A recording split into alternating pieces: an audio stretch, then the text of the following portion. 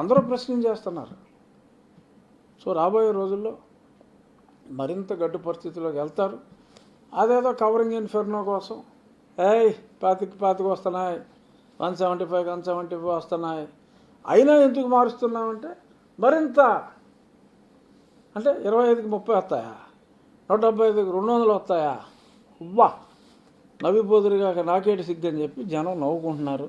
So అంచేత ఈ recording డ్యాన్సులు, ఈ క్రాక్ డ్యాన్సులు ఆపేస్తే మంచిది.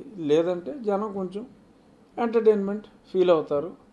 వచ్చే వారం ఇంకో పేరు మీద ఇంకో సర్వే కూడా రిలీజ్ చేసుకోండి, మేము చూసి ఆనందించగల వాళ్ళము.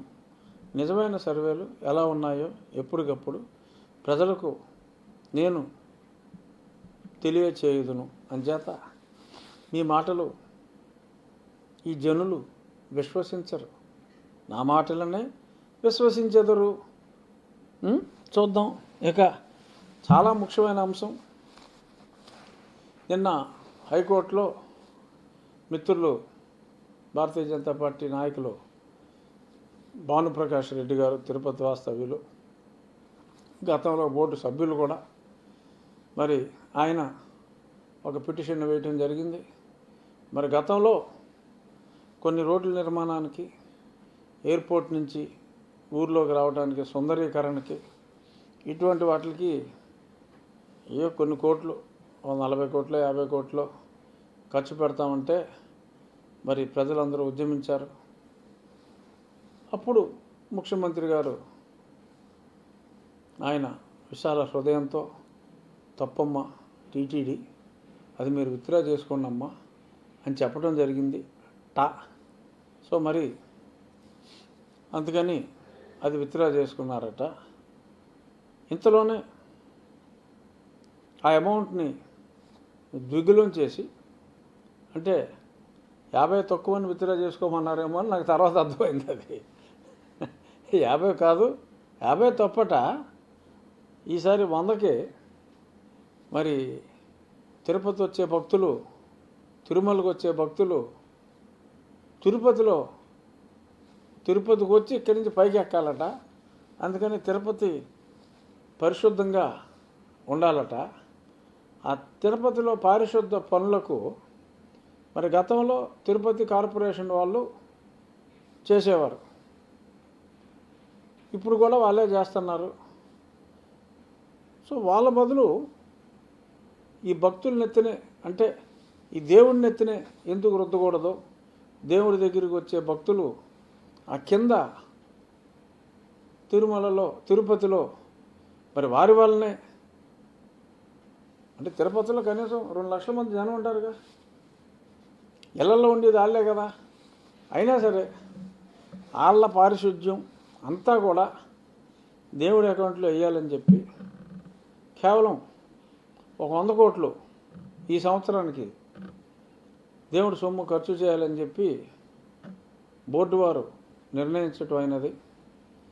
మరి ఆ బోర్డు వారు నిర్ణయించిన మేరకు టెండర్ పిలిచారు.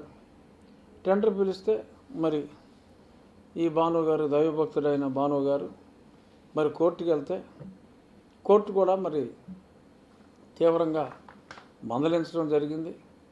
సరే మీరు టెండర్ వేశారు, ఆ టెండర్ కంటిన్యూ చేసుకోండి, కానీ టెండర్ యాక్సెప్టెన్స్ కానీ సొమ్ములు ఇవ్వటానికి కానీ వీల్లేదు. అయినా దేవుడి సొమ్ములతో మీకు మున్సిపాలిటీ పనులు ఏంటరా అని చెప్పి కూడా చాలా తీవ్ర స్థాయిలో ఆనరబుల్ చీఫ్ జస్టిస్ గారి బెంచ్ మందలించడం జరిగింది. సో ఆ మందలింపుల్ని పక్కన పెట్టి సాక్షి పేపర్లో మటుకు మీరు టెండర్ కొనసాగించుకోవచ్చు కానీ ప్రస్తుతానికి డబ్బులు ఇవ్వటం ఆపండిరా అన్నంతవరకే రాశారు. కానీ చాలా సున్నితంగా కాదు, కొంచెం మందంగానే మందలించడం జరిగింది. నిన్న తిరుపతి కార్పొరేషన్కి సంబంధించిన న్యాయవాది నీకు తిరుపతికి ఎన్నాళ్ళు మీరు క్లీన్ చేస్తున్నారు కదా, సంవత్సరానికి ఎంత అవుతుంది అని అడిగారు. అడిగితే 50 కోట్లు అని చెప్పారు. అయ్యింది అంత 1000 మంది పనిచేస్తున్నారు పారిశుద్ధ కార్మికులు, 50 కోట్లు అందరికీ మరి జీతాలన్నీ లెక్కెట్టుకుంటే 50 కోట్లు అయ్యుండొచ్చు. ఇప్పుడు 100 కోట్లకి టెండర్కి పిలిచారు. వాళ్ళు చేసుకుంటే 50 అట, వెంకటేశ్వర డబ్బులతో చేస్తే 100 అట. అంటే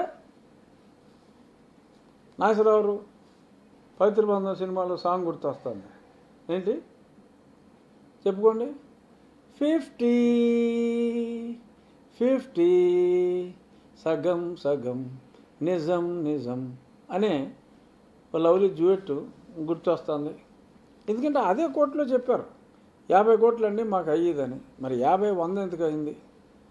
సరే, లబ్ధిదారుల గురించి నేను మాట్లాడను, బట్ అసలు ఈ లాజిక్ ఏంటి నాకు అర్థం కాదు. ఈ లాజిక్ ఇప్పుడు తిరుపతి వస్తారు, కొండెక్కుతారు.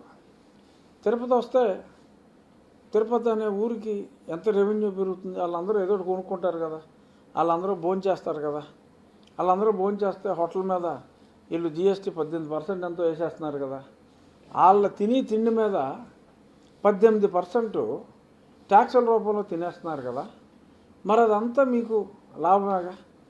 ఇంకా ఎంత ట్రేడ్ పెరుగుతుంది? ఆ వచ్చిన వాళ్ళు ఏదో రకరకాల ఐటమ్స్ కొనుక్కుంటారు.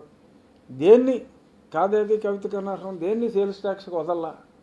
కేంద్రం కానీ రాష్ట్రం కానీ అన్నిట్ల మీద వేసేస్తున్నారు కదా. మరి అన్నిట్ల మీద మీరు ట్యాక్స్ వేస్తున్నప్పుడు మరి అదంతా ఆదాయమే కదా రాష్ట్రానికి. సో మళ్ళీ ఈ లాజిక్ ఏంటి దీనికోసం అంటే గతంలో కూడా ఏదో వేసారు కదా అంటారు. గతంలో తప్పు చేస్తే జగన్మోహన్ రెడ్డి గారు లాంటి దైవాంత సంభూతులు, దేవుడి ప్రత్యేక అనుమతితో పుట్టిన వారు కూడా తప్పులు చేస్తారా? తప్పు కదా అది. ఏదో సాధారణ మానవులు, చంద్రబాబు నాయుడు గారు ఓకే, రాజశేఖర రెడ్డి గారు ఓకే, వాళ్ళంతా సాధారణ మానవులు. మీరు మనుషుల్ని కలవరు, మనుషుల ఇంట్లోకి రానివ్వరు, అందరూ మిమ్మల్ని సార్ అనాలి, నువ్వేమో అందరిని నువ్వు అంటావు. అంటే మీరు సాధారణ మానవుడు కాదు. ఇలా సాధారణ మానవులతో పోల్చుకుని గతంలో అలా ఇచ్చారు, అప్పుడేదో కోటి ఎంతో ఖర్చు పెట్టారు వెంకటేశ్వర డబ్బులని, ఇలా మీరు మున్సిపాలిటీ పనులకి, పారిశుద్ధ పనులకి ఇలాగా ఈ డబ్బులు వాడితే రేపొద్దున్న నేను ప్రశ్నిస్తున్నా, భక్తులు తిరుపతి వచ్చి కొండెక్కుతారు. బట్ తిరుపతి ఎక్కడి నుంచి వస్తారు? వాళ్ళ ఊర్ల నుంచి వస్తారా? వాళ్ళ ఊర్ల నుంచి వచ్చినప్పుడు